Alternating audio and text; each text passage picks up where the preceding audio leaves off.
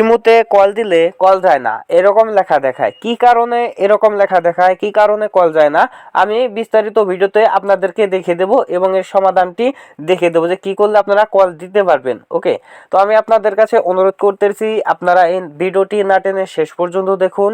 ধন্যবাদ, ভালো থাকবেন সবাই এবং এই ভিডিওতে একটি লাইক করে দিবেন, কমেন্ট করে দিবেন এবং শেয়ার করে দিবেন এবং আমার চ্যানেলটা যদি সাবস্ক্রাইব না করে থাকেন তাহলে প্লিজ চ্যানেলটা সাবস্ক্রাইব করে দিবেন। ধন্যবাদ, ভালো থাকবেন সবাই। আমি ভিডিওটা শুরু করতেছি, আপনারা আমার সাথেই থাকুন। ওয়েলকাম ব্যাক বন্ধুরা। এই কাজটি করার জন্য চলে যাবেন আপনাদের ফোনে যে ইমো আছে ইমোতে আসার পর নিচে দেখেন আছে প্লাস আইকন, এখানে ক্লিক করে দিবেন। তো আমি এখানে ক্লিক করে দিচ্ছি। এখানে দেখেন লেখা আছে মোর, এখানে ক্লিক করে দিবেন। এখানে ক্লিক করার পর এখানে দেখেন লেখা আছে সিকিউরিটি অ্যান্ড প্রাইভেসি, এখানে ক্লিক করে দিবেন। এখানে ক্লিক করার পর আপনারা একটু নিচের দিকে আসবেন।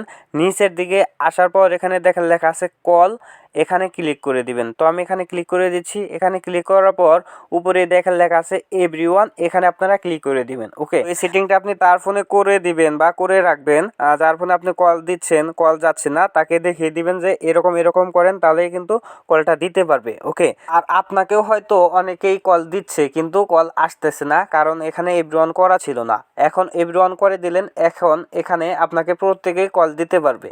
তো এই ছিল আজকের এই ভিডিওটি ভালো লাগলে একটি লাইক করবেন, একটি কমেন্ট করবেন এবং একটি শেয়ার করে দিবেন এবং চ্যানেলটা সাবস্ক্রাইব করে দেবেন। আর ভিডিওতে আপনার মূল্যবান মতামতটি জানিয়ে দিবেন। যদি একটু উপকারে আসে তাহলে প্লিজ চ্যানেলটাকে সাবস্ক্রাইব করে যাবেন আর কমেন্টে জানিয়ে দেবেন। তো আমি এবার বিদায় নিচ্ছি, দেখা হচ্ছে পরবর্তী একটি ভিডিওতে। ভালো থাকবেন সবাই।